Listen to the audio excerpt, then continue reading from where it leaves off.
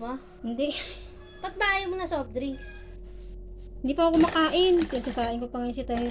Pinabibili ko nga ng tinapay. Sabi ko yung baka mo, bili mo ng tinapay. Tapos bumili ka ako ng 2 kape. Sabi ko ako ibibili mo ng ulam natin. Sabi ko kasi hindi ako bumili ng ulam namin. Hindi ko na kayang magluto. Mamatay na ako ng maaga. Eh, kahit 2 lang, pwede nang bumili-bili ng ulam.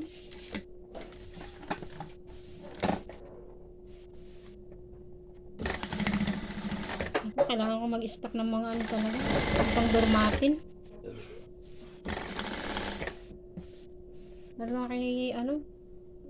Kaya ako nag-aalkansya ka ako, katulad niyan, o. Tignan mo, di ba? May nasira. Sabi ko, kailangan natin bilhin yan. Paano kung makakapagtahi? Paano saan ka kukuha ng baon mo?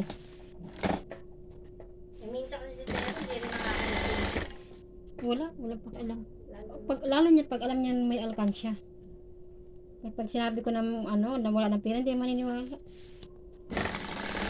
Ay katulad niya, na alam niya ngayon, yun lang yung ano ko, alkansya.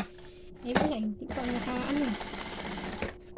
Kaya doon ako kumuha sa barya-barya na yun. Sabi ko, dito ko nilagay yung baon mo ha.